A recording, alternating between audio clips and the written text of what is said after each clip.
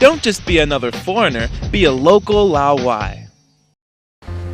Welcome back to Local Laowai, the show that gives you everything you need to know for a smooth transition to life in China. I'm Donnie Newman. Life in China can be hectic.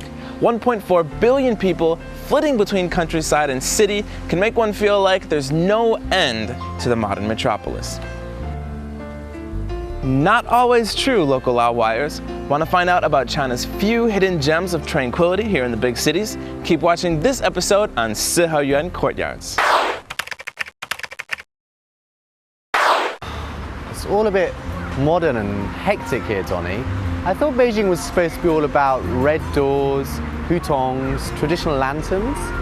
Well, Paul, if you look hard enough, you'll definitely be able to find a glimpse of ancient China. Close your eye. Okay. I don't see how closing my eyes is going to help me see any. What? Where are we? I always knew there was something special about you, Donnie. Foreign friends in China? Welcome to the Siheyuan. Oh, is that the place in your garden where you go and chill out with your friends? No, that's a sofa den. Uh-huh. A Siheyuan, or more commonly known to us Laowai as the traditional Chinese courtyard, has a long and ancient history in China dating back 2,000 years to the Zhou period. And many courtyards, like the Ji House where we are right now, were even converted into hotels for locals and visitors alike to enjoy the peaceful tranquility of Beijing courtyards. Donnie, come on. I've been to Beijing and I haven't seen that many around. Why is that? Well, a lot of the high-rise apartments and shopping malls that you see in the city now were actually built where courtyard homes once stood.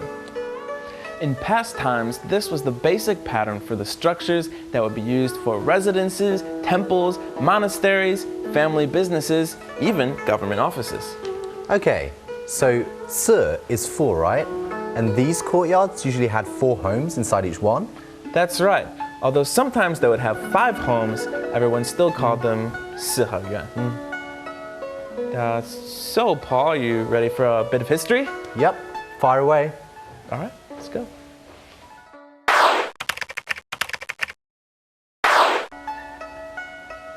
Okay, so the 4 buildings of a Siheyuan are usually positioned on the north, south, east, west axis.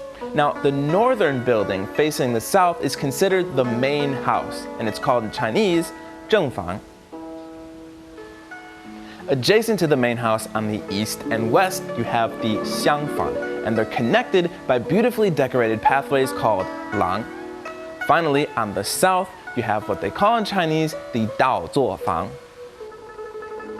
Each of the buildings in the courtyard were built to incorporate the 5 phases. So, for example, the main house was built in the north because the north is believed to be associated with water, which prevents fire. Generations of families would all live in the same courtyard, according to the Confucian principles of filial piety. Filial what? Filial piety. It means respect for your family members and your elders. So, for example, the eldest of your family would have the best room in the courtyard. Okay, I got it. So my whole family would live here? Mum and Dad in that room, sister in that room, and maybe Aunt Elma in that room? Actually, scratch Aunt Elma. Nobody likes her, and she snores super loud. Well, you won't have to worry about that too much. They had screens in between the rooms to give you some privacy and protect the rooms from evil spirits. Aunt Elma.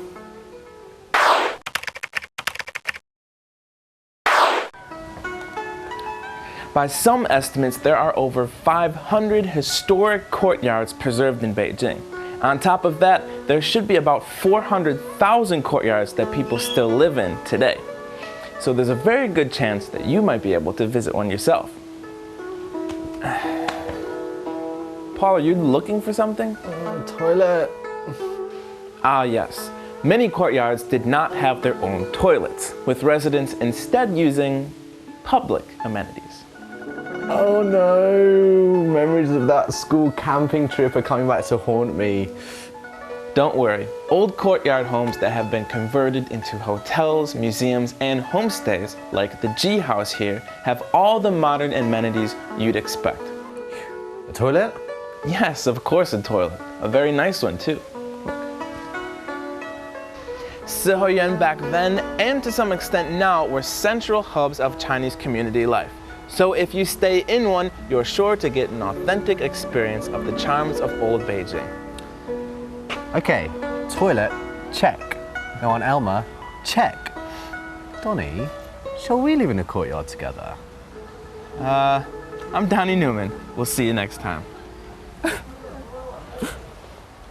Tune in next time when we show you where and how to go camping here in China. In the meantime, be sure to keep sending in your questions at locallawai@bon.tv. I'm Donnie Newman, and we'll see you next time.